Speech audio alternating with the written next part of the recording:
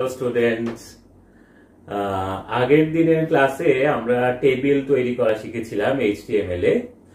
সেখানে আমরা দেখেছিলাম যে তিনটে রো তিনটে কলাম দিয়ে একটা টেবিল কিভাবে তৈরি করা যায়।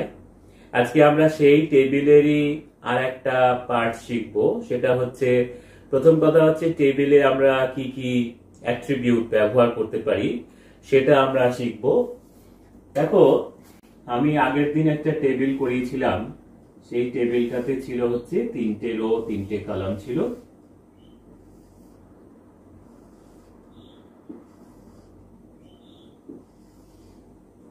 এরকম ছিল। আর আমরা শুরু করেছিলাম হচ্ছে টেবিল ট্যাগ দিয়ে,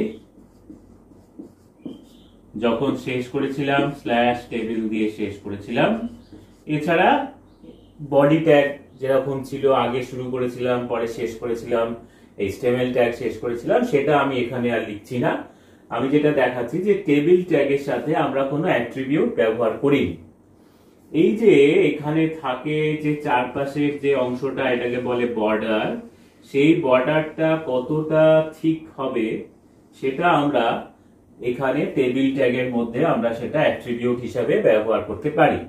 তাহলে ধরো এই টেবিল ট্যাগটা ক্লোজ না করে যদি আমি লিখি table border is equal two 5, তাহলে 5 মানে একটু চওড়া মাপের বর্ডার হবে। যদি আমি 2 দিই, যেরকম মাপের বর্ডার হবে তার চেয়ে 5 এ হচ্ছে একটু বেশি বড় বর্ডারটা হবে, চওড়া বর্ডার হবে আর কি। এছাড়া আমরা আরো যে টেবিলের যে অ্যাট্রিবিউট গুলো পাই সেটা হচ্ছে যে এই যে দেখো দুটো সেলের মাঝের যে জায়গাটা, মানে আমি এখানে কিছু ডেটা লেখার পরে যে দুপাশের যে জায়গাটা, এটাকে বলে হচ্ছে সেল প্যাডিং।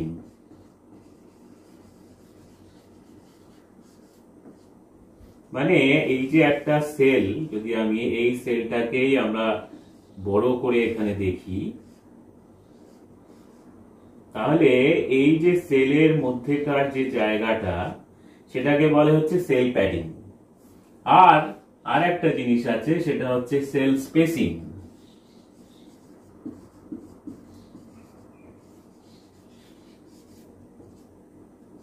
দুটো সেলের মাঝখানের যে জায়গাটা, মানে এই যে এই জায়গাটা, সেটাকে বলে হচ্ছে সেল স্পেসিং। তাহলে এটা গেল সেল স্পেসিং, এটা গেল সেল প্যাডিং। সেল প্যাডিং হচ্ছে একটা সেলের মধ্যে যে জায়গাটা সেটাকে বলা হয় সেল প্যাডিং, আর দুটো সেলের মাঝের যে জায়গাটা সেটাকে বলা হয় সেল স্পেসিং। আর যেটা রয়েছে সেটা হচ্ছে যে টেবিলের উইডথ আর টেবিলের হাইট। তাহলে আমরা যদি এখানে উইডথের ক্ষেত্রে আমরা টেবিলের উইডথ যদি মেনশন করে দিই, উইডথ মানে হচ্ছে এটা,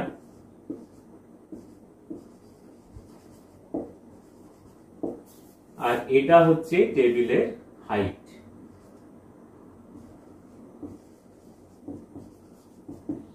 তাহলে আমরা টেবিল ট্যাগের যে অ্যাট্রিবিউট গুলো শিখলাম, টেবিল ট্যাগের অ্যাট্রিবিউট গুলো, 1 নম্বর হচ্ছে বর্ডার, 2 নম্বর হচ্ছে সেল স্পেসিং, 3 নম্বর হচ্ছে সেল প্যাডিং,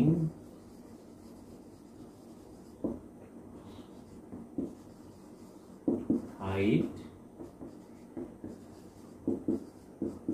আর উইডথ। এই 5টা অ্যাট্রিবিউট মোটামুটি আমরা টেবিলের জন্য ব্যবহার করি। এছাড়া আরো আছে যেগুলো আমাদের এইচএসএস সিলেবাসের জন্য না জানলেও চলবে, মানে জানার দরকার নেই, এইগুলোই মোটামুটি কমন। তাহলে এটা গেল হচ্ছে টেবিল। আচ্ছা, এবারে যদি আমরা এখানে এটা হয়ে যাওয়ার পরে আমরা আরেকটা জিনিস করি। আমি আগের দিনের টেবিলটাই ধরে নিচ্ছি যে এখানে 3টে রো 3টে কলাম আছে।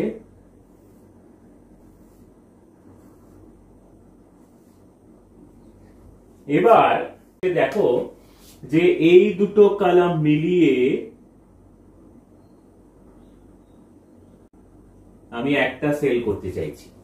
তার মানে আগে যেটা 3 × 9টা সেল ছিল, এখন হয়ে গেল 8টা সেল, এবং সেকেন্ড রোতে প্রথম দুটো যে কলাম মিলিয়ে একটা ডেটা থাকবে। আচ্ছা, এইবারে দেখো আমরা আগের দিনের যে কোডটা ছিল, মানে যদি আমরা এটাকে যেরকম ছিল সেই অনুযায়ী যদি আমরা করতে চাই, তাহলে সেকেন্ড রো এর জন্য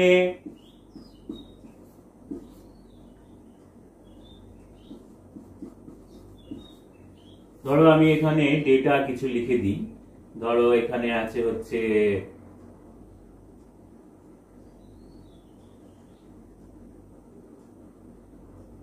কিছু ডেটা আমি লিখে দিই। এখানে ধরো লেখা আছে কোমা, এখানে লেখা আছে এডুকেশন, আর এখানে ধরো লেখা আছে ইকোনমিক্স। ঠিক আছে, তাহলে এই অনুযায়ী আমাদের সেকেন্ড রো এর জন্য, এটা সেকেন্ড রো, তাহলে সেকেন্ড রো এর জন্য যে স্ট্রাকচারটা, যে কোডটা আমাদের লিখতে হতো সেটা হচ্ছে এরকম।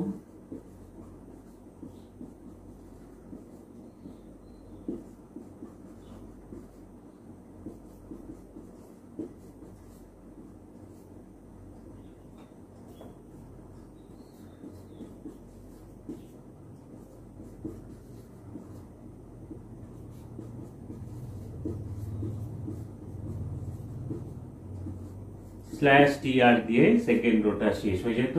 তাহলে এইটা ছিল আমার সেকেন্ড রো এর জন্য প্রয়োজনীয় কোড। এবারে আমরা যেটা করছি যে দেখো এই টেবিলটাকেই আমরা চেঞ্জ করে টেবিলটাকে এরকম আনতে চাইছি।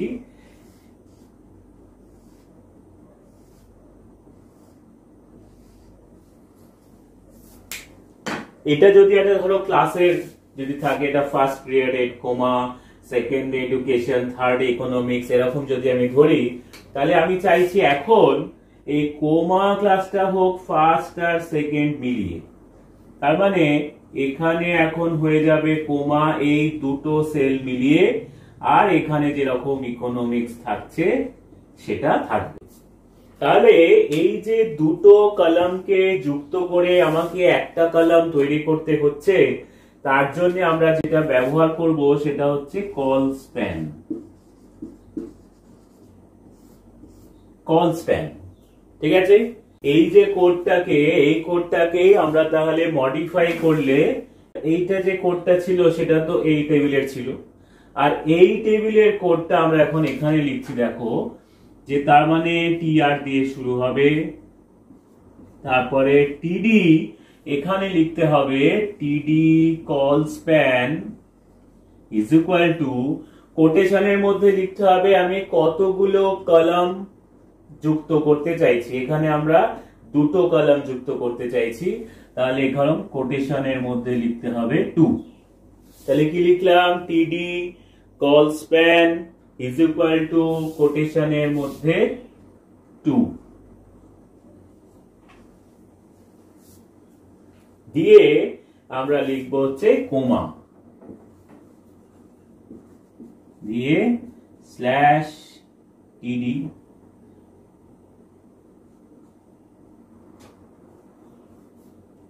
দিয়ে হচ্ছে স্ল্যাশ টিডি।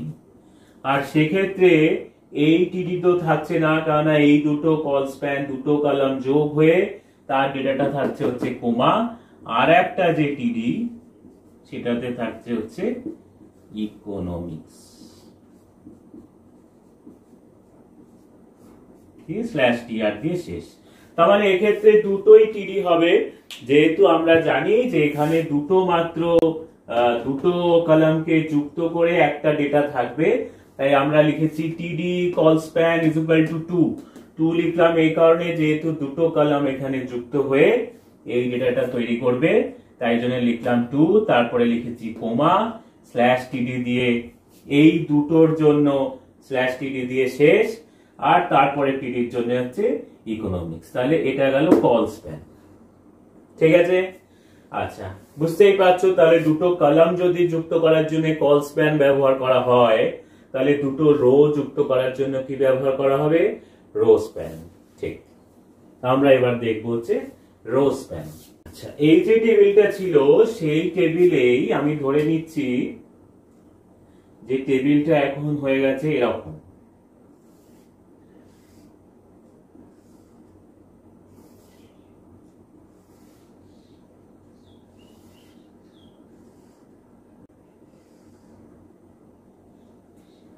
ধরো আমি ধরে নিলাম যে রো স্প্যান করার জন্য আমরা এই দুটো রোকে নিয়ে একটা রো করে নিচ্ছি এবং এটাকে করে দিচ্ছি আমরা কোমা। আর এখানে যেরকম থাকছে হচ্ছে এডুকেশন, ইকোনমিক্স। ঠিক আছে, যেটা বলছিলাম যে রো স্প্যান করার জন্য আমাদের তার মানে এখানে দুটো রোকে মার্জ করতে হবে। এবার আমি ধরে নিচ্ছি যে এই যে অরিজিনাল টেবিলে এখানেও ধরো লেখা ছিল হচ্ছে সে হিস্ট্রি, ঠিক আছে, আর এখানে ধরো লেখা ছিল ইকোনমিক্স, এখানে লেখা ছিল কোমা। ঠিক আছে, তার মানে এখানে কিন্তু এই যে ইকোনমিক্স আর কোমা একই থাকবে, খালি এইখানের কোমা আর হিস্ট্রির পরিবর্তে হয়ে যাবে দুটো রো মিলিয়ে হচ্ছে কোমা। তাহলে এটার জন্য কোডটা কি ছিল, যে এরপরে থার্ড রোর জন্য ছিল আবার টিআর, আর টিডি তে ছিল হচ্ছে হিস্ট্রি,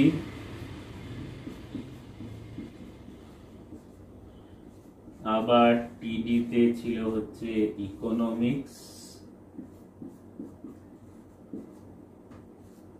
আর টিডি তে ছিল হচ্ছে কোমা স্ল্যাশ টিআর দিয়ে থার্ড রো শেষ। This was third rho. এইবার এইটা অনুযায়ী যদি আমাকে কোডটা চেঞ্জ করতে হয় তাহলে দেখো ফার্স্ট রো তো যেমন ছিল ফার্স্ট রো আমরা এখানেও লিখিনি, এখানেও আমরা ফার্স্ট রো আমাদের ইনট্যাক্ট যেমন ছিল, এখানে যা যা ডেটা থাকবে সেই অনুযায়ী এখানেও থাকবে, অতএব সেটা নিয়ে আমাদের চিন্তার কোনো কারণ নেই।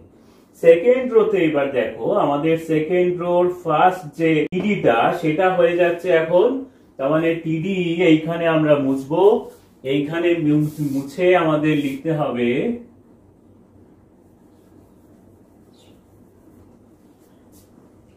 কি লিখবো, TD rowspan is equal to কোটেশনের মধ্যে 2, এরপরে লিখবো হচ্ছে কোমা, তারপরে হচ্ছে স্ল্যাশ টিডি দিয়ে শেষ হলো। তারপরে এডুকেশন যেমন আছে, ইকোনমিক্স যেমন আছে। থার্ড রোতে ফার্স্ট যে ডেটা সেটা কিন্তু আর থাকবে না, তার মানে এটা আমাদের ডিলিট করে দিতে হবে। তাহলে এই টিডিটা ডিলিট হয়ে গেল, বাকিটা যেমন আছে তেমন থাকলো। তাহলে আমরা এখানেও রো স্প্যানের ক্ষেত্রে আমরা দেখলাম যে যতগুলো রোকে আমি মার্জ করতে চাই ততগুলো আমাকে এখানে ইজ ইকুয়াল টু দিয়ে কোটেশনের মধ্যে সেই সংখ্যাটা লিখতে হবে, আর যেখানে আমার যেরকম এখানে এই ক্ষেত্রে হয়েছে যে রোটাতে যে ডেটাটা এখন অমিট হয়ে গেল সেটার কোডটা আমাকে ডিলিট করে দিতে হবে। ঠিক আছে, তাহলে তোমরা নিশ্চয়ই এই রো স্প্যান এবং কল স্প্যান বুঝতে পারলে। কল স্প্যান হচ্ছে দুটো কলামকে মার্জ করার জন্য কল স্প্যান ব্যবহার করা হয়, আর দুটো রো কে মার্জ করার জন্য ব্যবহার করা হয় রো স্প্যান। ঠিক আছে, আমি খুব ছোট একটা এক্সাম্পল নিয়ে তোমাদের এটা দেখিয়ে দিচ্ছি।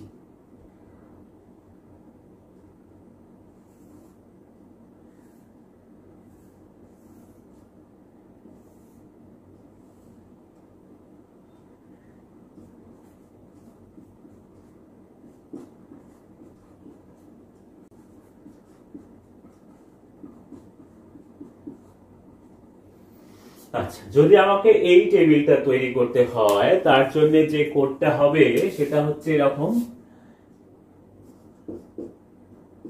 আমি টিআর থেকে লিখলাম, টেবিল ট্যাগের একদম শুরু থেকে লিখলাম না, বোর্ডে জায়গা অতটা বেশি নেই, আমি টিআর থেকে লিখলাম। টিআর দিয়ে তাহলে এটা প্রথমেই আছে হচ্ছে টিডি দিয়ে রয়েছে মান,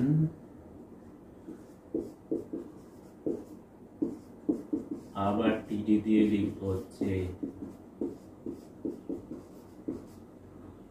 স্ল্যাশ টিআর দিয়ে ফার্স্ট রো শেষ, আবার সেকেন্ড রো, তাহলে এখানে আবার টিডি দিয়ে লিখবো হচ্ছে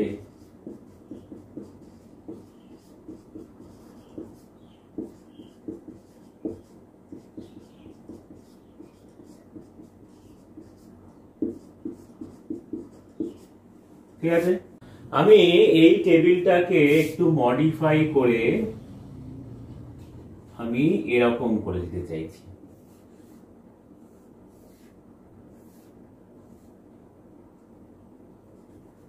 তার মানে কি হলো, দুটো কলামকে এক করে দিলাম, আমি দুটো কলাম মার্জ করে আমি শুধু এখানে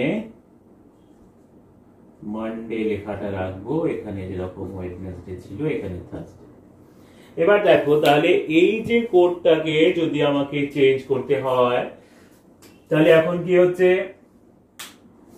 আমি ব্ল্যাক দিয়ে লিখি যেটাকে আমি চেঞ্জ করছি। এটা ফার্স্ট রোতে ফার্স্ট যে পোরশনটা রয়েছে সেখানে আমি লিখছি টিডি colspan is equal two, দুটো রো মিলিয়ে একটা তৈরি হচ্ছে, দুটো কলাম মিলিয়ে একটা কলাম তৈরি হচ্ছে, তাহলে call span is equal two 2। এরপরে এখানে কি লেখা আছে, মানডে,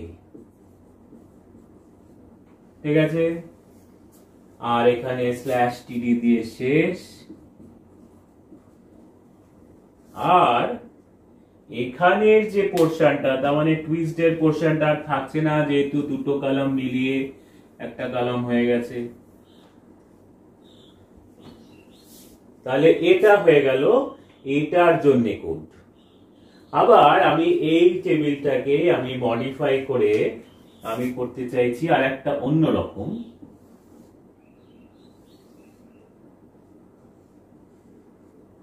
সেটা হচ্ছে এরকম,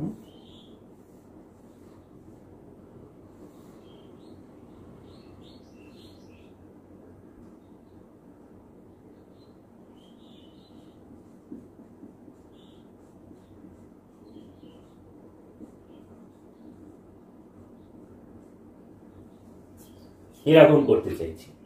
তাহলে এই যে কোডটা আছে, এই কোডটা আবার আমি যদি আগের অবস্থায় নিয়ে যাই, মানে এই টেবিলের কোডটা যদি আমি আবার করে নিই, তাহলে কি ছিল, টিডি মানডে স্ল্যাশ টিডি টিডি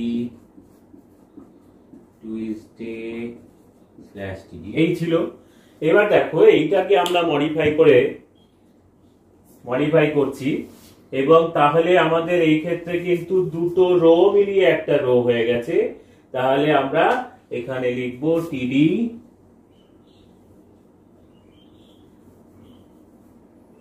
রো স্প্যান